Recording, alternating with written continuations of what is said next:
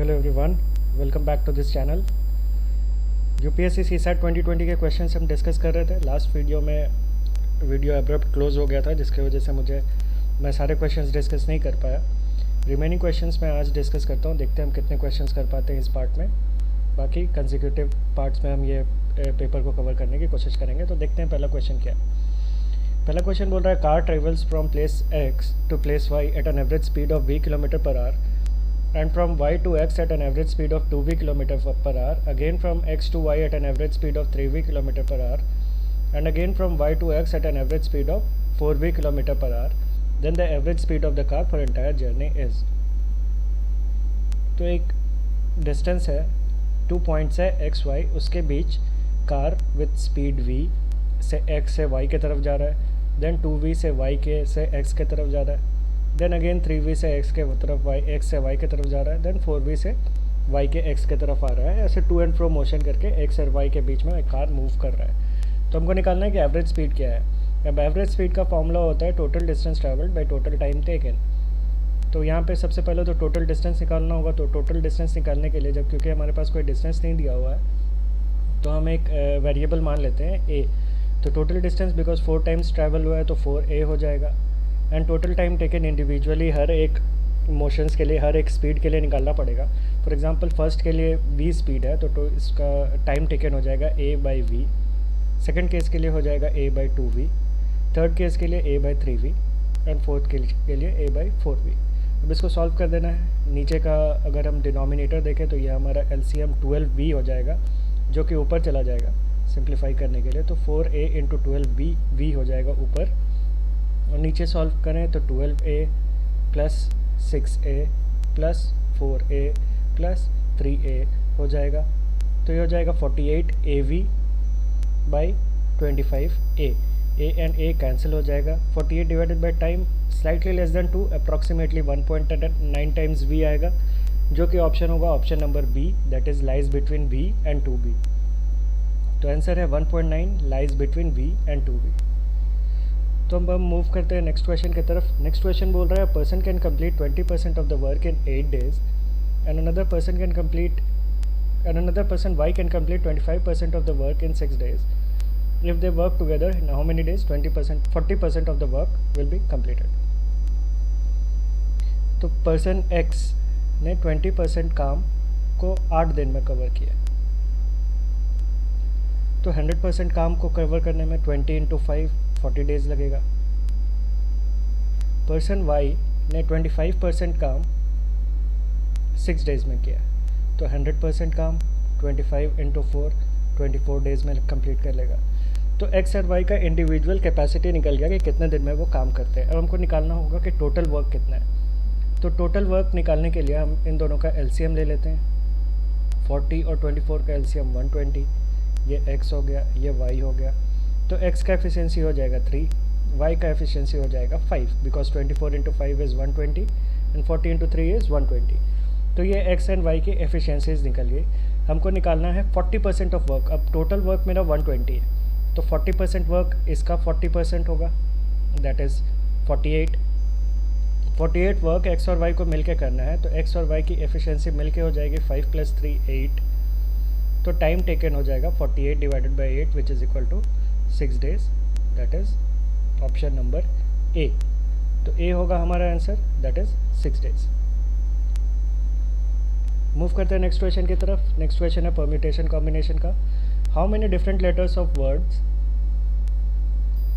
How many different 5 letter words can be constructed using all the letters of the word Delhi so that the word has to start with D and end with I।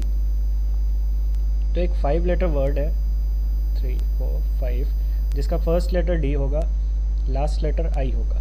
अब first और I fix हो गया है, and इसके बाद हमको E L H ये 3 letters में शफल करके बीच के डिजिट्स को फिल करना है। तो हर एक पोजीशन को हम 3 फैक्टोरियल वेज से फिल कर सकते हैं। ये पोजीशन भी 3 फैक्टोरियल वेज में होगा, ये पोजीशन भी 3 फैक्टोरियल वेज में होगा, ये पोजीशन भी 3 फैक्टोरियल वेज में होगा। अब 3 फैक्टोरियल का मतलब होता है 6, यहाँ पे भी 3 फैक्टोरियल 6, यहाँ पे भी 3 factorial 6।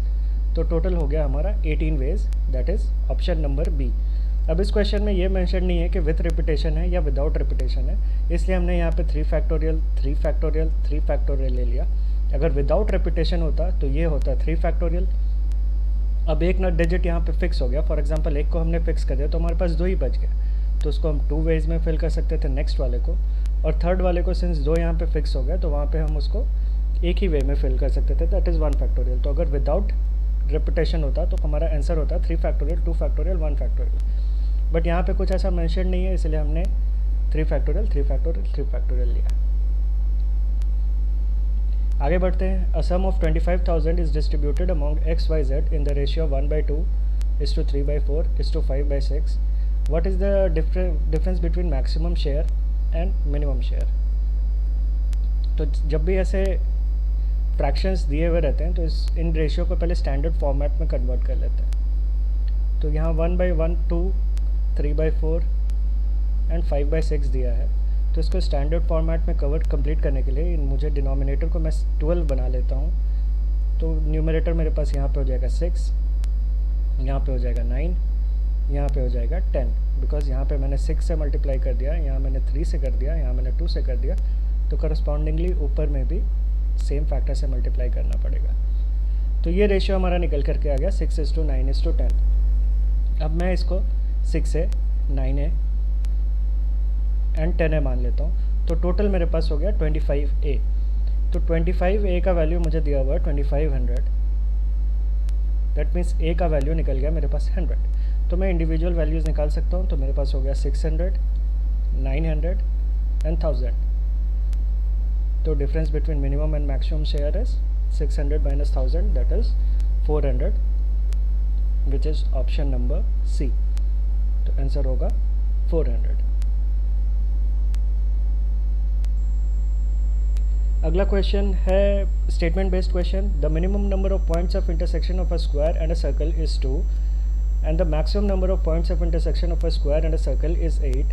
Which of the following above statement is और आर करेक्ट, ये बताना है आपको।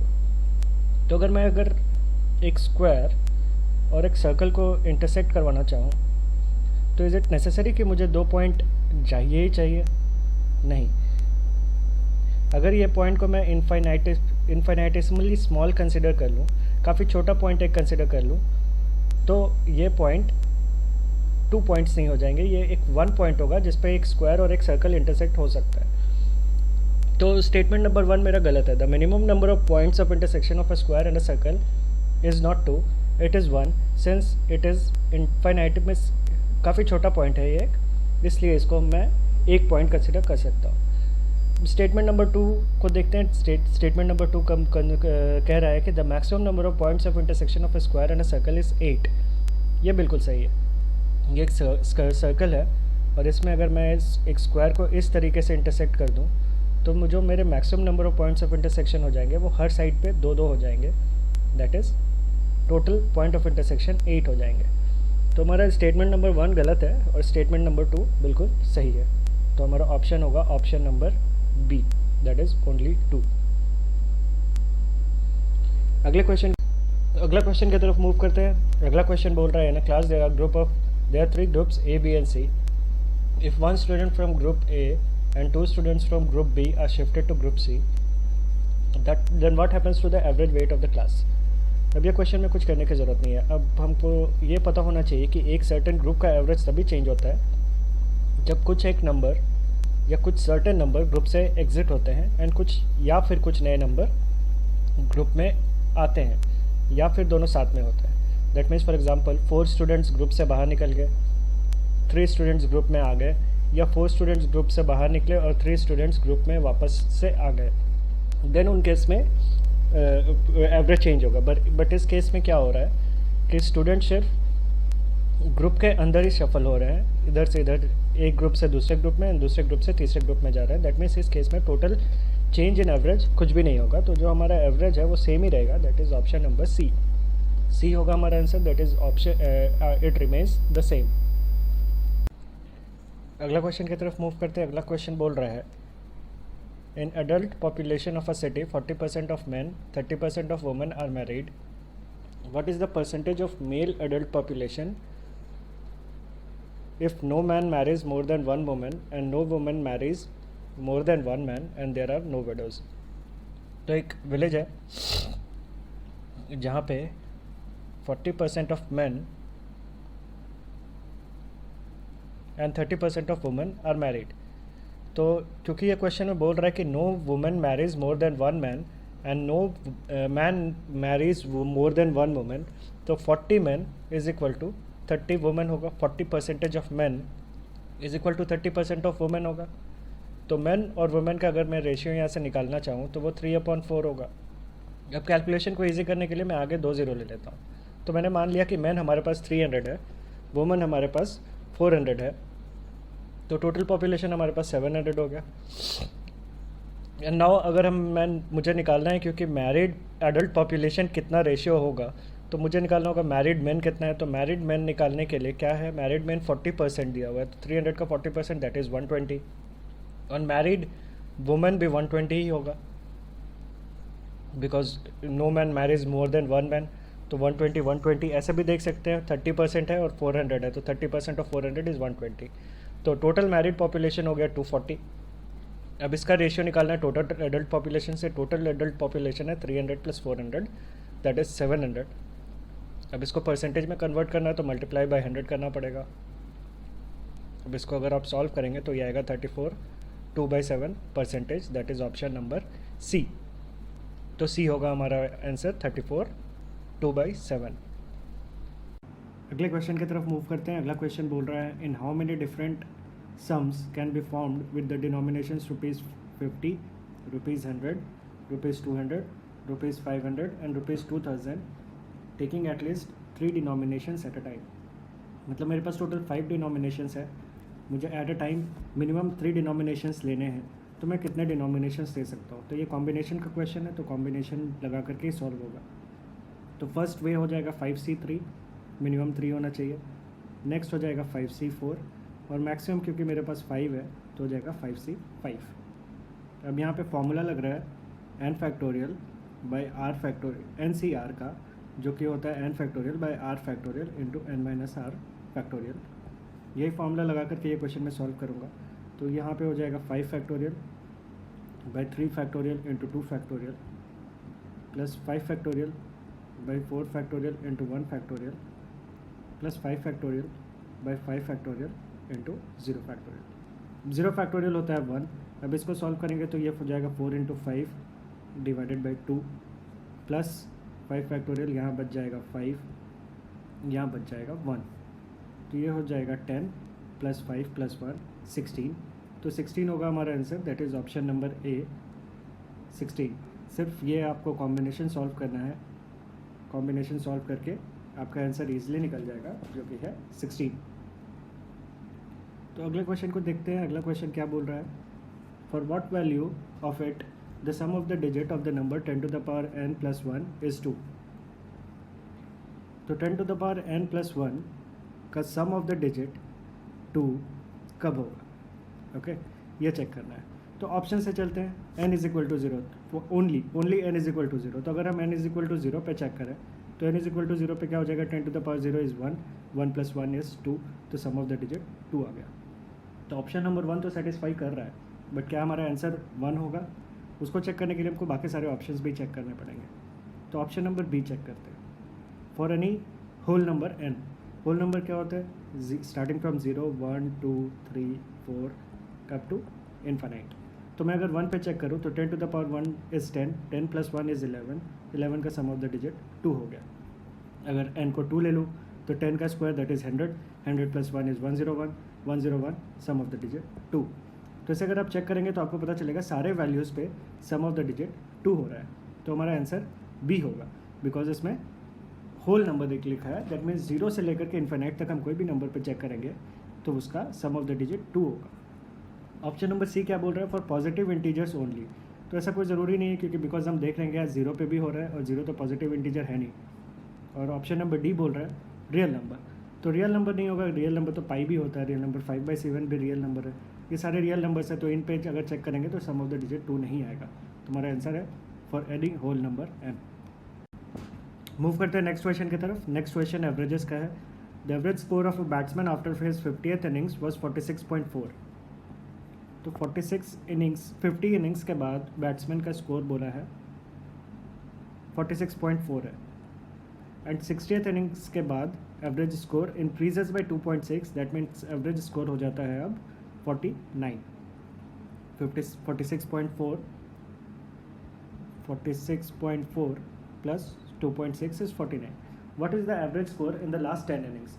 ऐसे तो आप इसको ये सिंपल कैलकुलेशन से 50 को इससे मल्टीप्लाई करके 60 को इससे मल्टीप्लाई करके देन सब्ट्रैक्ट करके वैल्यू निकालेंगे तो आपका आंसर आ जाएगा। बट मैं इसको आपको एक डिफरेंट मेथड एलिगेशन से बताना चाहता हूँ जिससे आपका क्वेश्चन थोड़ा सा सॉल्व करने में ईजी हो जाएगा। तो यहाँ पे मैं 50 इनिंग्स का स्कोर लिख रहा हूँ जो कि है 46.4। 10 इनिंग्स का स्कोर हमको निकालना है जिसको मैं मान लेता हूँ x। टोटल हमारा एवरेज हो जाएगा 49 60 इनिंग्स का, और यहाँ पे मैं नंबर ऑफ़ मैचेस का रेशियो लिख लेता हूँ 50:60, दैट इज़ 5:6। तो अब इस वैल्यू को सॉल्व करने के लिए मुझे क्या करना पड़ता है, इस फैक्टर को इस फैक्टर से मल्टीप्लाई करना पड़ता है, plus this factor into this factor divided by this divided by 5 + 1 is equal to 6। तो ये क्या होगा 46.4 into 5 plus x divided by 6 is equal to 49। तो अब इसको अगर सॉल्व करेंगे तो 46.4 into 5 is 232 plus x is equal to 49 into 6 is 294। तो x का वैल्यू हो जाएगा 62। तो 62 हमारा आंसर है जो कि है ऑप्शन नंबर सी। तो ये एक एलिगेशन का मेथड बताने का मेरा एक मेन पर्पस था, बिकॉज इससे आप काफ़ी सारे क्वेश्चन सॉल्व कर सकते हैं। ऐसे आप इस क्वेश्चन को सिंपल कैलकुलेशन से भी ट्राई कर सकते हैं। आई होप आपसे हो जाएगा वो इजीली मल्टीप्लाई करके। थोड़े बड़े मल्टीप्लिकेशन के फैक्टर्स हैं बट आप इस मेथड को फॉलो कीजिए, आपका क्वेश्चन ईजिली सॉल्व हो जाएगा। तो हमारा आंसर हो गया 62, that is option number C. तो नेक्स्ट क्वेश्चन को देखते हैं। नेक्स्ट क्वेश्चन बोल रहा है as a result of 25% increase in the price per kg a person is able to buy 6 kg less for ₹1200। What was the original price per kg? मतलब आप दुकान में गए 1200 रुपये लेकर के, बट दुकान वाले ने आपको बोला कि प्राइस बढ़ चुका है 25% से, तो जिसके वजह से आपको 6 kg कम राइस या शुगर जो भी हम बोलते हैं वो लेना पड़ा। तो आपने 1200 रुपये लेकर के चल गए, बट दुकान वाले ने बोला कि प्राइस जो है वो 25% से बढ़ गया। दैट मीन्स कितने से बढ़ा? 1200 का 25% 300 रुपये से बढ़ गया। तो इस 300 रुपये इंक्रीज प्राइस के वजह से क्या हुआ कि आप 6 kg कम राइस लेकर के आ पाए, यानी कि इंक्रीज्ड प्राइस ऑफ राइस क्या होगा 300/6 विच इज़ 50 रुपीज़ पर kg। तो ये हमारा निकला increase price of rice, but हमको ओरिजिनल प्राइस निकालना है। तो प्राइस का दाम 25% से बढ़ गया है, तो 25% से बढ़ा मतलब 125 का वैल्यू दे रखा है 50, हमको निकालना ओरिजिनल प्राइस, हमको 100 निकालना है। तो ओरिजिनल प्राइस निकालने के लिए हमको यूनिटरी लगाना पड़ेगा 50 डिवाइडेड बाई 125 इंटू 100। अगर इसको सॉल्व करेंगे तो 25 2 25 5 5 20 20 इंटू 2 इज़ 40। तो हमारा जो ओरिजिनल प्राइस आ जाएगा वो 40 रुपीज़ पर kg आ जाएगा, जो कि है ऑप्शन नंबर बी।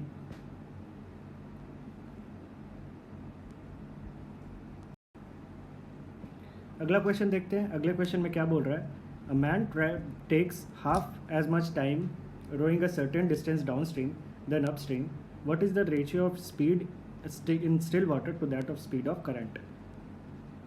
तो क्वेश्चन में बोल रहा है time taken to row a distance downstream to upstream का रेशियो अगर निकाले तो 1/2:1। अगर इसको सिंप्लीफाई करें तो ये हो जाएगा 1:2। तो ये टाइम का रेशियो दे रखा है। अब हमको मालूम है स्पीड होता है डिस्टेंस ट्रैवल्ड बाय टाइम।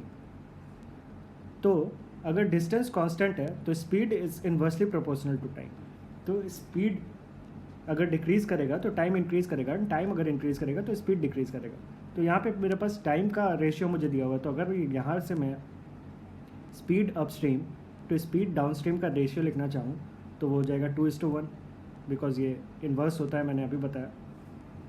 अब मुझे स्पीड अपस्ट्रीम का फॉर्मूला मालूम है। स्पीड अपस्ट्रीम होता है boat plus stream and speed downstream होता है बोट माइनस स्ट्रीम।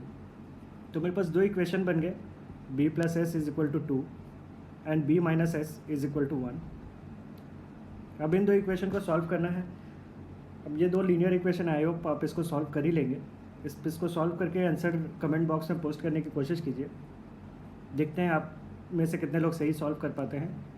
अगर नहीं हुआ तो ये क्वेश्चन मैं अगले वीडियो में ले लूँगा।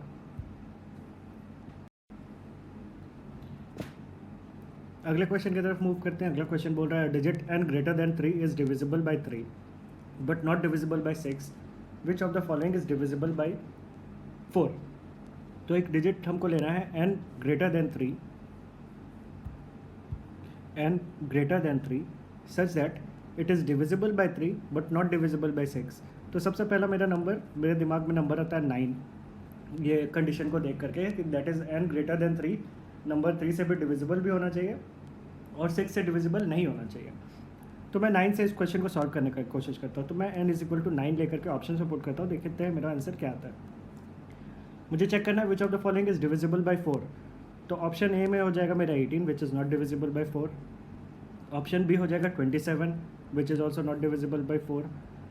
Option C 22 not divisible by 4। Option D 28 which is divisible by 4। तो मेरा आंसर होगा option D, that is 3n+1। तो आज का लास्ट क्वेश्चन सॉल्व करते हैं। A vessel full of water weighs 40 kg, if it is 1/3 filled it weighs 20 kg, what is the weight of empty vessel. निकालना है। एक बकेट है, when fill with water, that means water plus empty bucket का weight 40 kg दिया है, and when 1/3 is filled with water plus bucket, इसका weight 20 kg दिया है। आपको निकालना है बकेट का वेट क्या। अब इक्वेशन सॉल्व करना है। अब इस इक्वेशन में मैं पहले अगर मैं इसको डायरेक्टली सॉल्व कर दूँ तो यहाँ पे और इसको सब्ट्रैक्ट कर देता हूँ, तो यहाँ पे 2/3 weight of water is equal to 20। यहाँ से मेरा वाटर का वेट 30 kg आ जाएगा। तो जब मेरे पास वाटर का वेट 30 kg आ गया तो बकेट का वेट इक्वेशन नंबर 1 से 40 माइनस 30 दैट इज़ 10 kg हो जाएगा। तो मेरा आंसर होगा option number A, that is 10 kg। तो हमने टोटल 2 वीडियोज़ मिला करके अराउंड 20 क्वेश्चंस डिस्कस कर लिए हैं। आई होप ये सॉल्यूशंस आपको पसंद आए होंगे।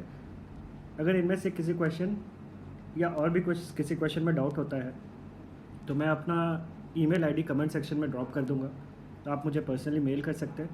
मैं आपके क्वेश्चंस को और क्वेरीज़ को रिजॉल्व करने की कोशिश करूँगा। अगर आपको सॉल्यूशंस पसंद आए तो प्लीज़ वीडियो को लाइक करें, चैनल को सब्सक्राइब करें आने वाले नोटिफिकेशंस के लिए। अभी के लिए फ़िलहाल इस वीडियो में इतना ही। Thank you so much.